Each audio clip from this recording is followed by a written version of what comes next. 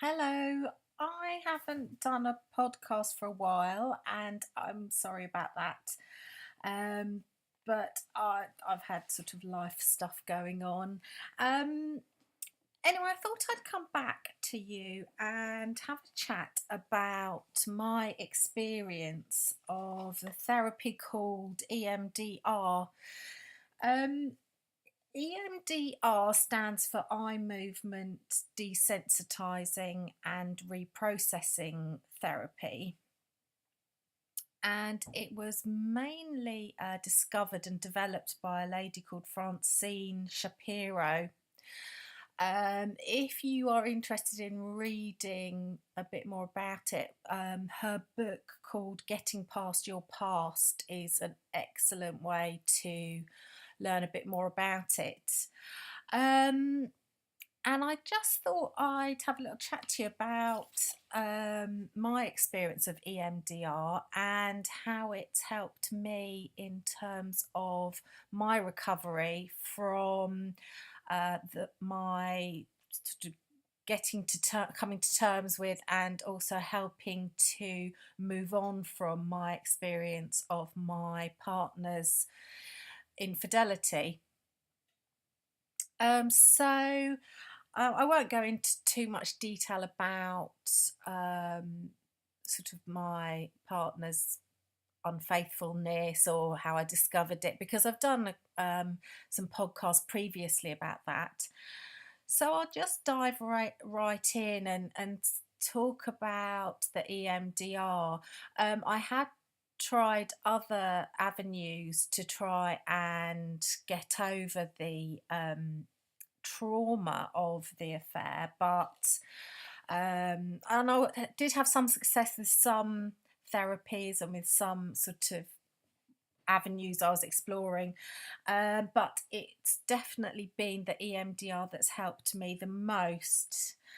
Um, and it is a little, it's recognised in some literature that the experience for the betrayed partner of discovering that their partner's been having an affair is akin to, it is a trauma. You are experiencing a trauma, unless potentially, this is something that has happened before, or unless you perhaps aren't that bothered by it, in which case you probably won't be experiencing it as a trauma, and you probably wouldn't be listening to this podcast.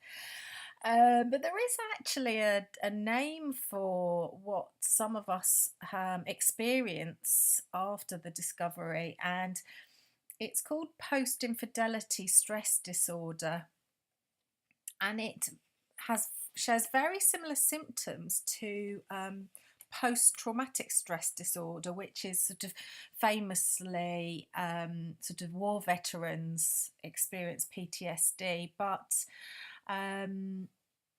this post infidelity stress disorder is specifically used to describe some of the symptoms that you might be experiencing, and certainly I most definitely experienced.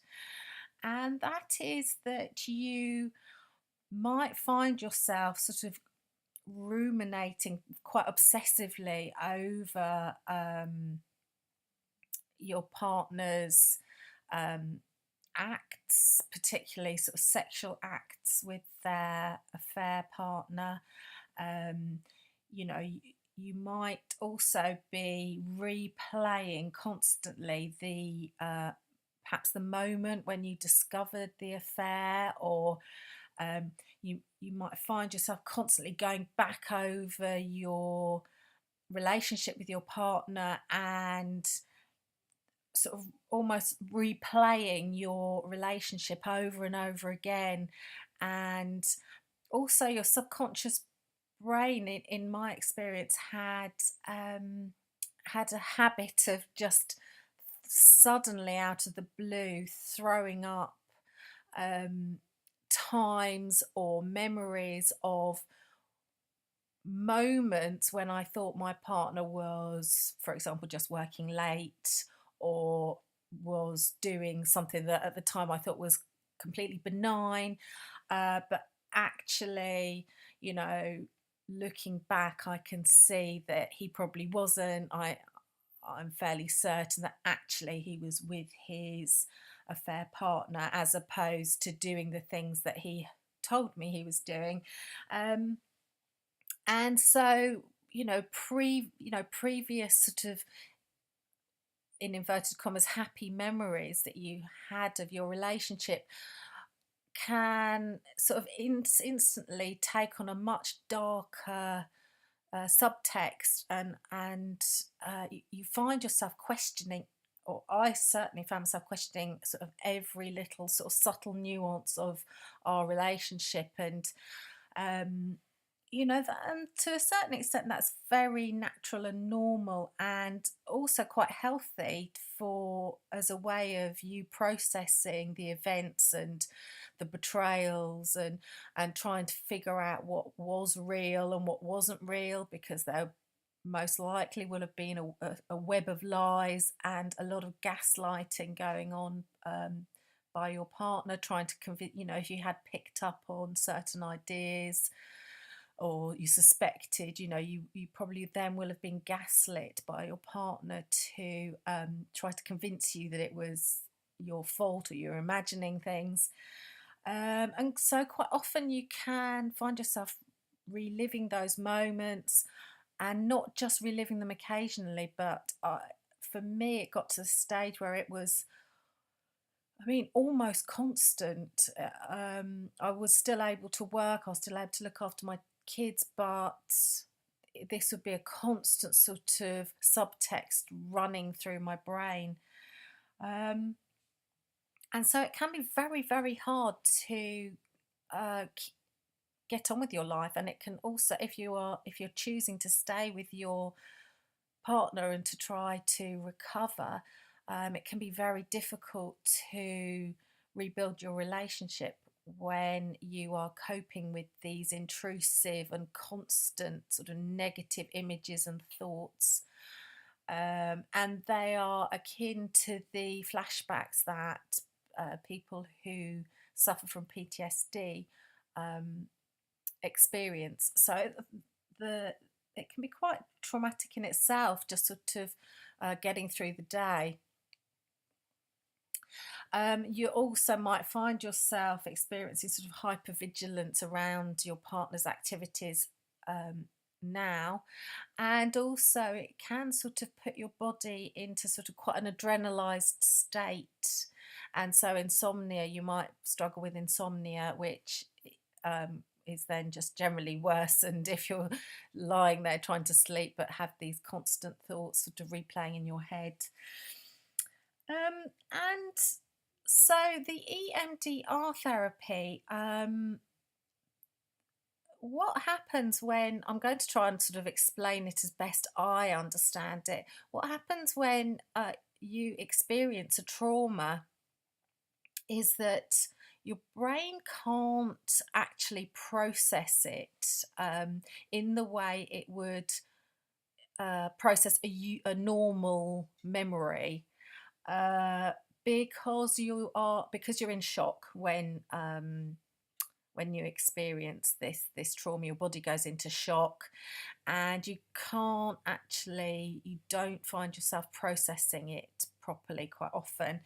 And so what happens is then the memory or memories get stuck into, and they're not filed properly. So your brain is like a huge sort of filing system, and a standard sort of memory from the day. You'd go to bed at night, you'd have your REM sleep, and during that REM sleep your brain would be processing your day-to-day memories and filing them in the correct part of the brain, so that you can retrieve them as and when you need to, if necessary. What happens when you experience a trauma is you go into shock, and your brain can't process your experience. And so what then happens is you can become stuck, and you then, and certainly from my experience, I was every single day I continued to re-experience that trauma, because though that memory of discovering the email, and then subsequent memories that were coming into my head, um, were still traumatizing me, because it was as though I was experiencing that as though it was happening right now, because my brain hadn't filed that memory as a past memory, something that happened in the past. It somehow gets sort of stuck. And so on a day-to-day basis, I was stuck in this highly adrenalized state, highly traumatized still. And so also when you're not sleeping, you're not getting your REM sleep, so that's not going to help matters at all. You become hypervigilant, and so that can put additional strain on your relationship and just your day-to-day life as well. And obviously the stress of not being able to sleep isn't going to help you to cope with these sort of stuck traumatic memories.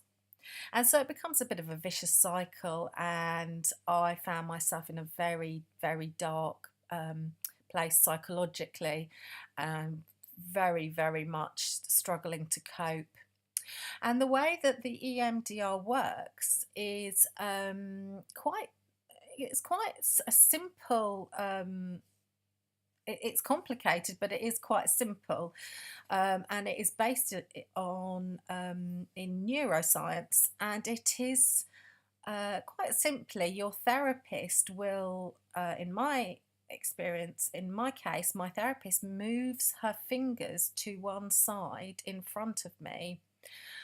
And as she's doing so, I'm asked to think about a traumatic memory, and then she will then start to move her fingers to one side to the other, and my eyes simply follow her fingers.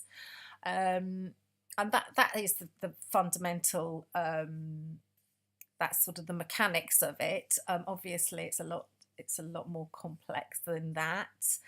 And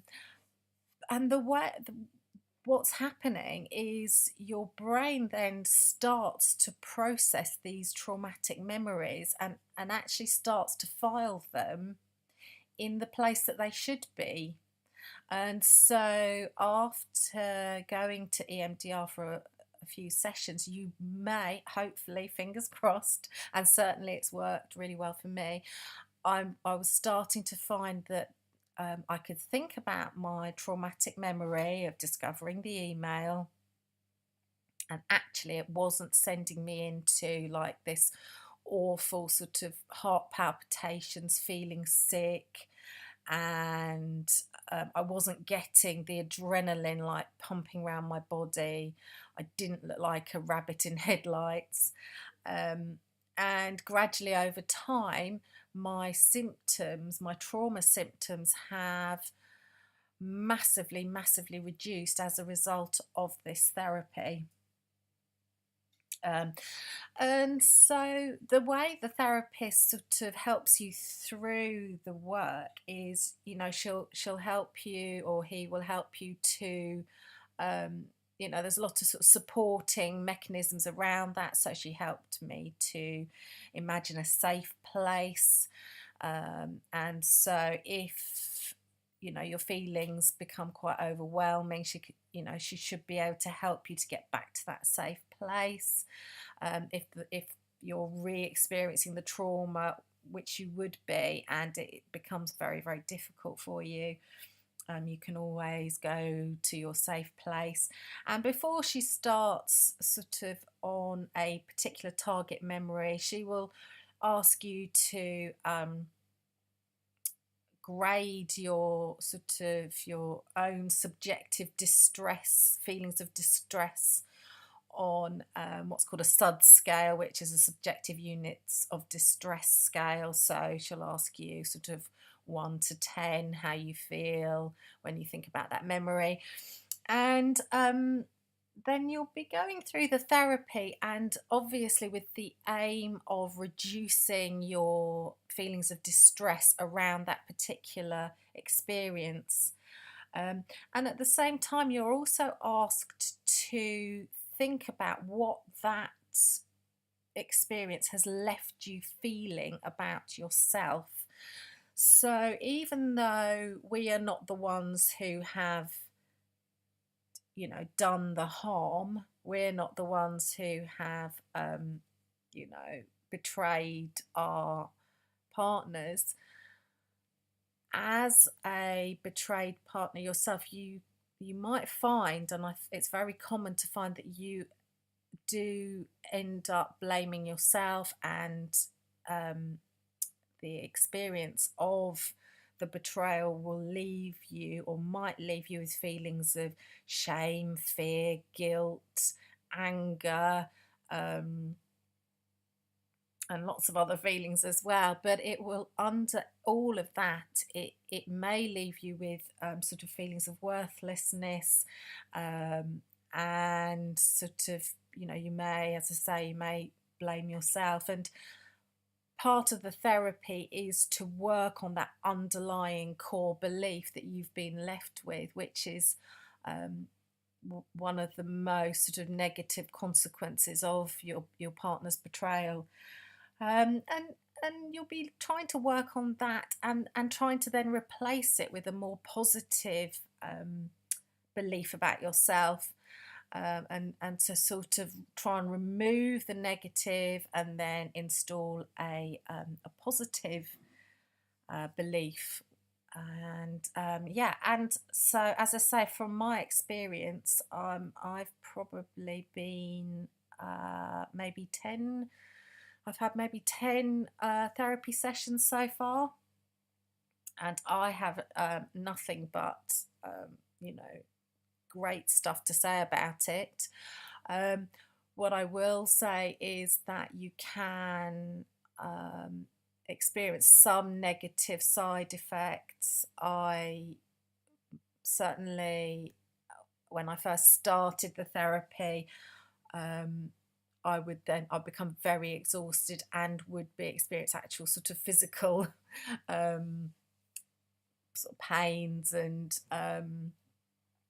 I sort of went down with a few sort of illnesses, nothing terrible, but I would need a few days to recover after the sessions. Nothing so bad that I couldn't function, but just be aware that, you are triggering sort of some quite difficult feelings, and you're going to be talking about quite traumatic events. And if you find that difficult, then you might have some negative side effects. Excuse me. But yes, sort of, I think I started the EMDR possibly,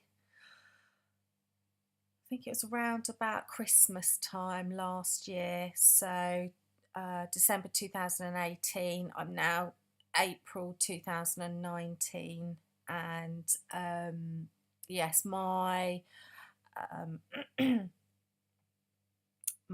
the difficulties that I was having in my relationship have massively subsided. My feelings of anger, my feelings of shame, my sort of persistent intrusive thoughts that I was experiencing have reduced to a huge amount. On a daily basis, I do still think about his affair, but the impact that it has on me and on my ability to cope and on my emotions is just, I mean, it's more of a blip on my sort of day-to-day existence, as opposed to sort of a major impact that I would struggle to sort of get through.